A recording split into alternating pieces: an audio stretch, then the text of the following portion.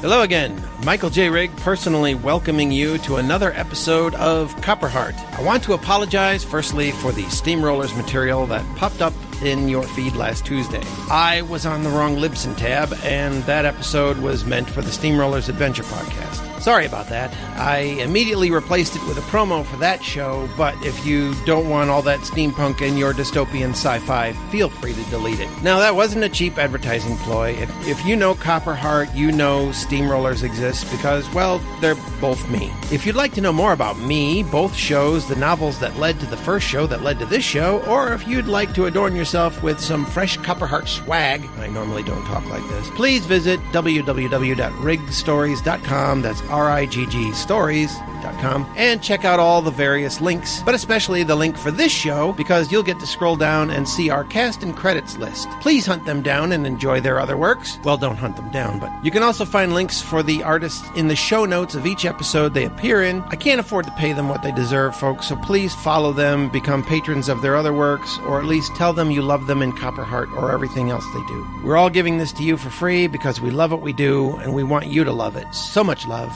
All the love in the world. Now on with the show.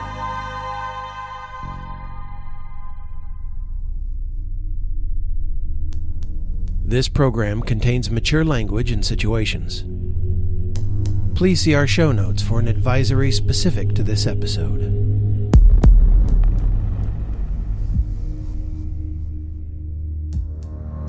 Previously on Copperheart. So you're telling me your official government reports on an unidentified, possibly alien artifact are all just soup recipes?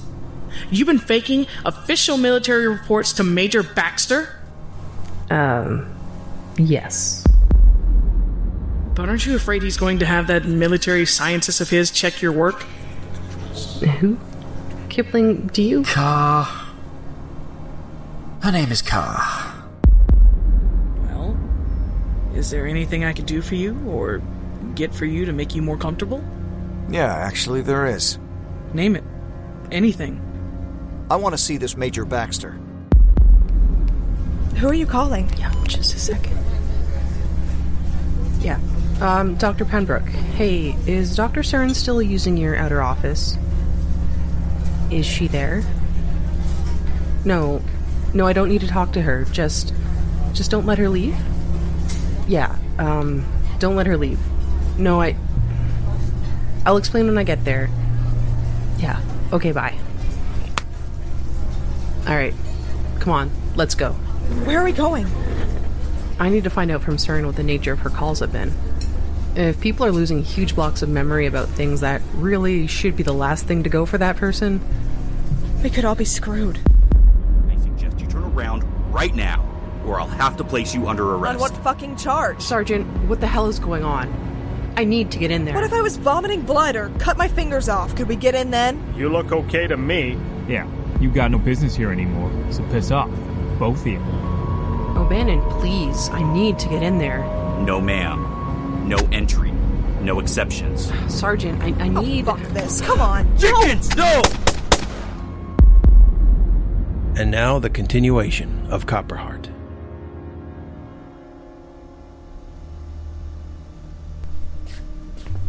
Look, Captain Dunn, I understand your frustration because I'm just as confused and frustrated as you. But you don't know Major Baxter like I do. And I'm telling you, he'd throw you in a cell and you'd never have any of your questions answered. Like I'm having them answered now? You said yourself you're a civilian elected officer. Have you ever held any military position or office? Well, no. Then you'll forgive me if I'd like to report to the only chain of command I've ever known.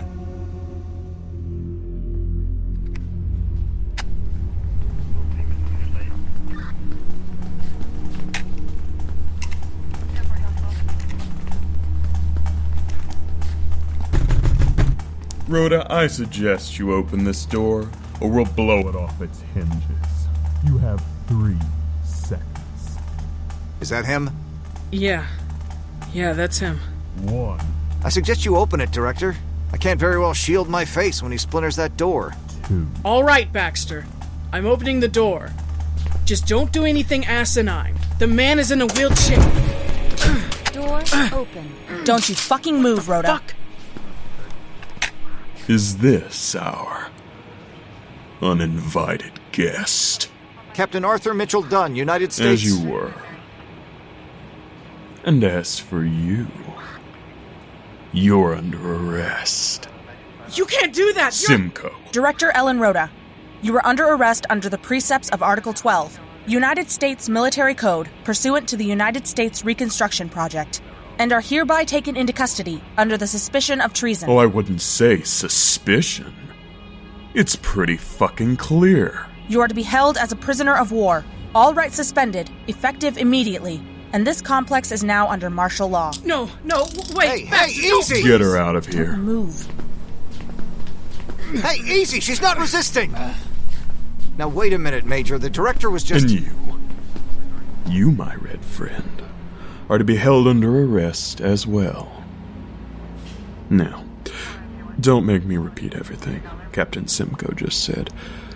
I get, irrational when people ask me to repeat the obvious. You can't do that. I'm not even a resident of this complex. Iris, who is assigned to these quarters? SL6, Unit A6237, is currently registered to Dunn, Captain Arthur Mitchell. How lucky for me that former Director Rhoda had the forethought to make you a resident before her fall from grace. You two, get him out of here. Maximum security wing. Major, if you just listen to me, I'm an American astronaut. Shut him up if you have to. And I don't give a shit if he's in a wheelchair. Put those rifle stocks to good use. Move it.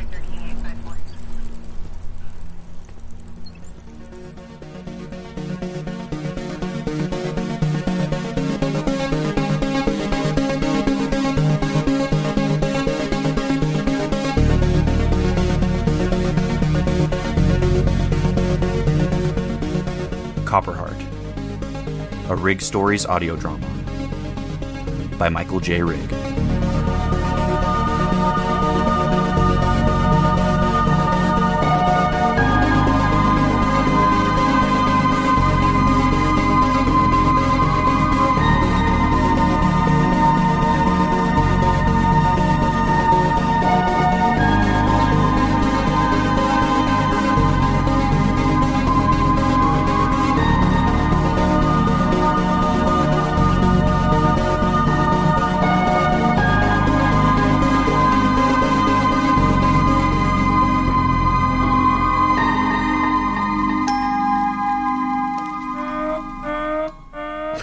You okay?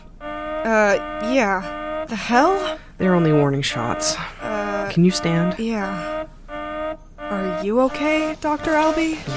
Yeah. MERRICK, kill that fucking alarm. On it, sir.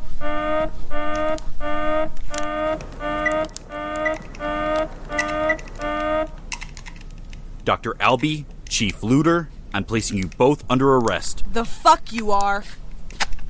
Hold your fire, Jenkins. But Sarge, the Major said... To hold medical. Let them go. You did well, Corporal. Thank you, Sergeant.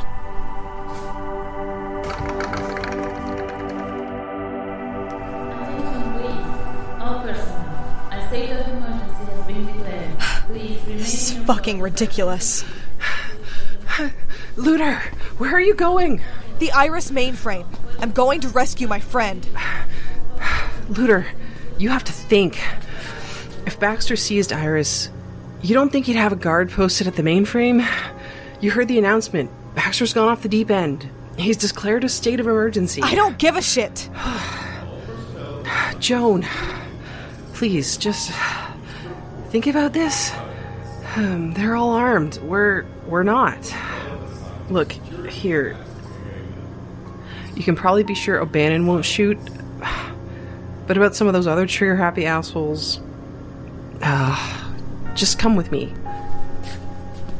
Where are we going? We're going to the Archimedes lab. It has redundant systems for everything, including Iris. Wait, what? Are you serious? How could I not know about this? Emergency systems exist dating back to when the facility was first built.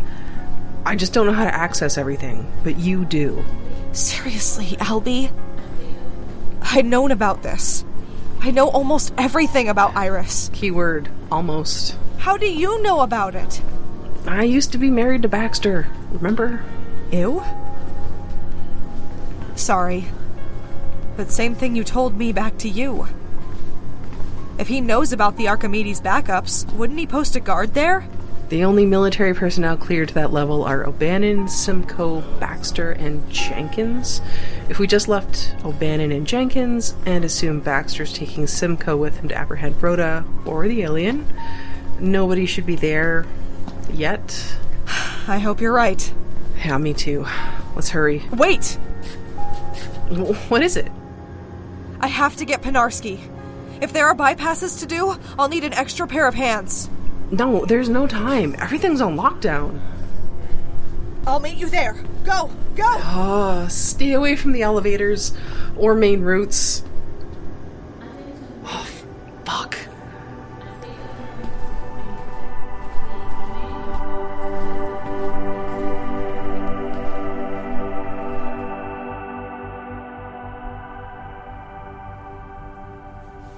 So, Dr. Cern, what is your impression of our guest? He's not an alien. You should have figured that out yourself from his biology. Well, he exhibits classic traumatic delusions. Not surprising considering what he's been through. Yes, but you were briefed on the flag and his uniform. None of this makes sense. And look at this. What is that? Is that a pocket watch? Yes, but the crash must have fused the damn thing closed. I can't even seem to... Oh. Well, my efforts must have loosened the catch. An inscription. Oh, come on, what is it? To my son, Arthur. To the stars. There's a date. 9/11/1914. The alien, the man's name, is Arthur. But if he was someone's son in 1914, I'm a monkey's... You're not about to insinuate he's some kind of immortal vampire, demon, or monster, are you? Well, no. The craftsmanship would seem to indicate that it's legitimate. I'd think it would be likely that our guest was named after a relative, great-uncle or great-great-grandfather, and the watch originally belonged to that person. It's probably just an heirloom, a keepsake. It certainly doesn't insinuate to me that this man is an alien, or now, Dr. Pembroke? A time traveler?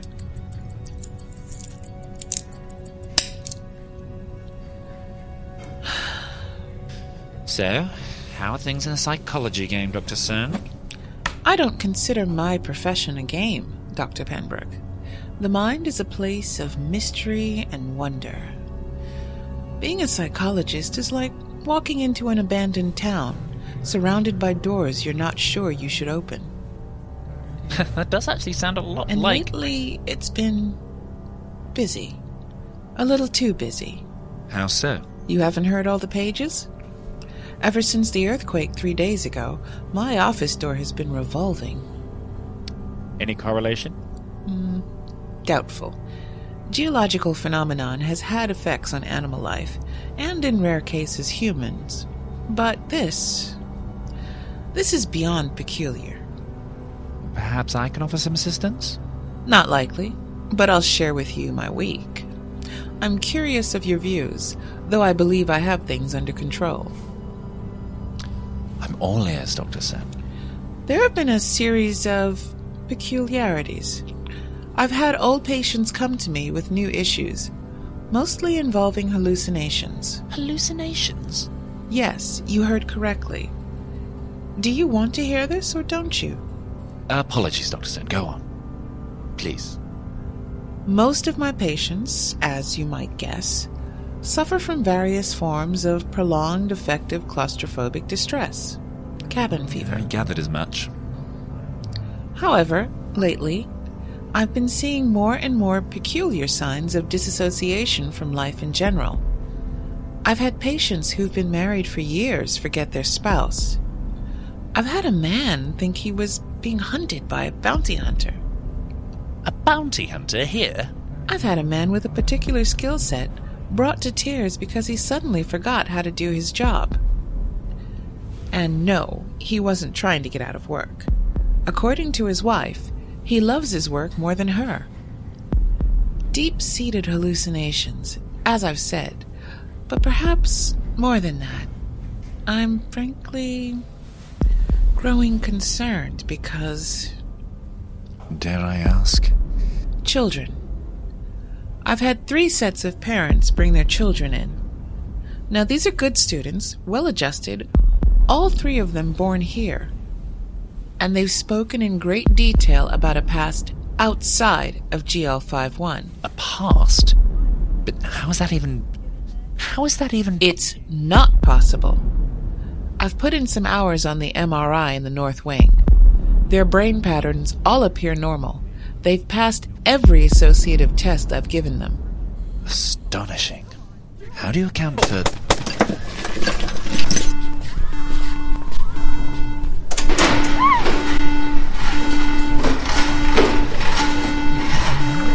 Hold medical. Let them go.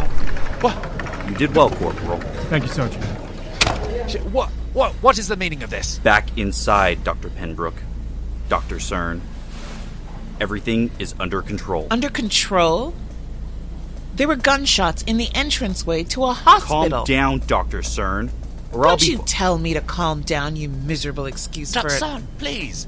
Don't. They have you guns. Pathetic toy soldier piece of shit. Dr. I'll Cern. have all your jobs. Doctor... I'll mark you unfit for duty. Dr. Cern, please. I swear I'll see you all shot. Please. How dare you? Rhoda will hear about this. I'll have your stripes. Get your hands off of me, Penbrook. She can't really do that, can she? No. Actually, she can. So if there's one more trigger pull without my direct order, I'll have you suspended without pay for a month. Do you understand? Yes, Sergeant. I don't think anyone expected us to go to martial law, but here we are. Our jobs are to keep this base secure and prevent enemy infiltration. If that's not clear to you two, you can take that long walk outside. Got it. Understood, sir.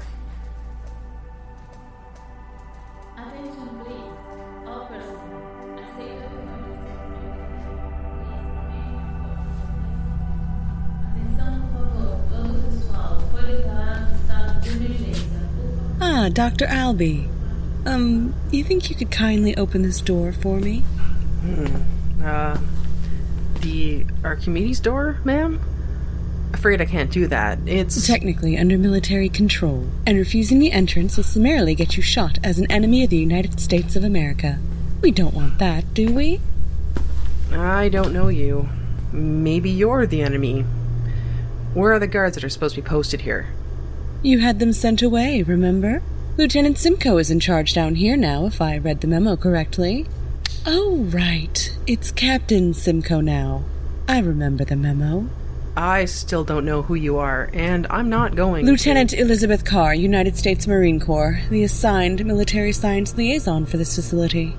Surely you knew that, Dr. Albee. I've never met you. I can't just... Here's my identification. Now, let me see yours. This is out of date. It still has you listed as Ashley Baxter. Give me that.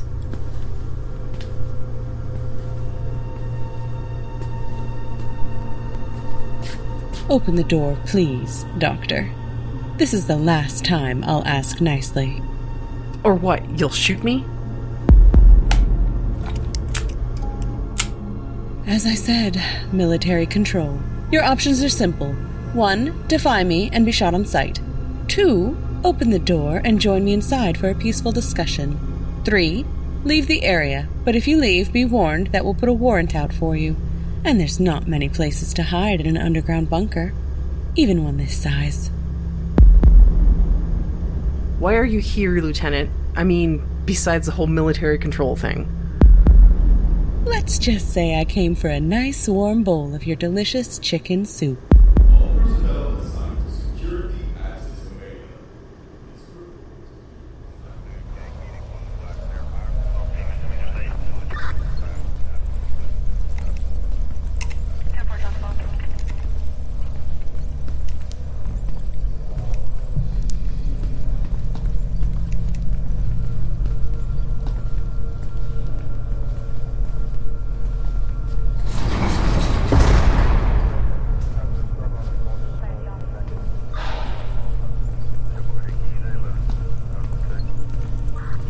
You can rest here until I've made sure the rest of the complex has been secured, and there aren't any more aliens like you around.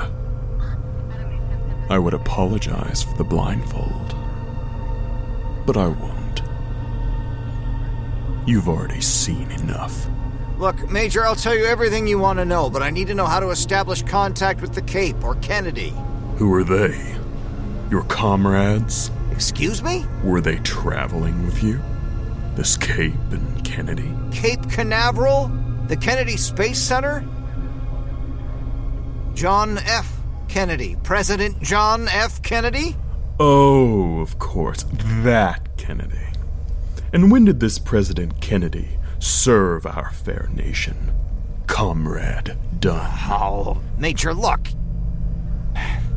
John Fitzgerald Kennedy served as president from 1961 until his assassination in 1963. Your commie bosses didn't train you very well, Boris. The president you're thinking of was Stevenson, and he served 2 terms without being assassinated. What? There never was a president named Kennedy. Sleep well, comrade.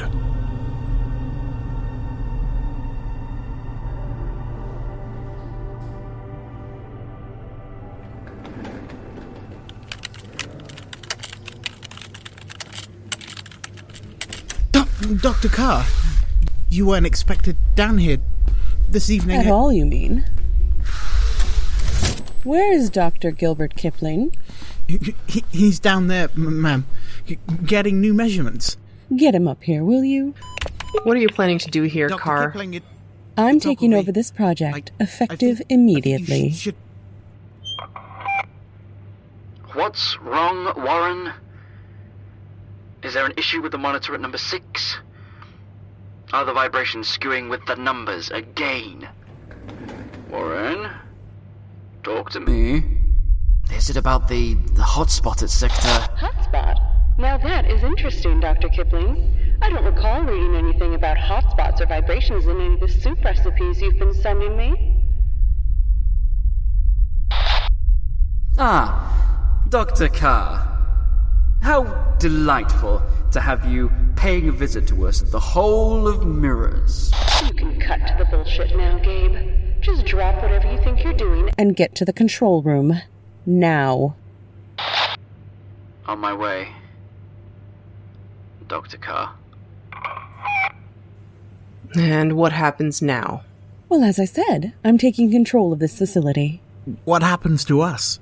You'll continue your work, Dr. Ogilvy, under my very close supervision. And what about Dr. Albee and Dr. Kipling? Ah, good. We're all here. Dr. Kipling, you are suspended until further notice. You can't... And you, Dr. Albee. You're fired.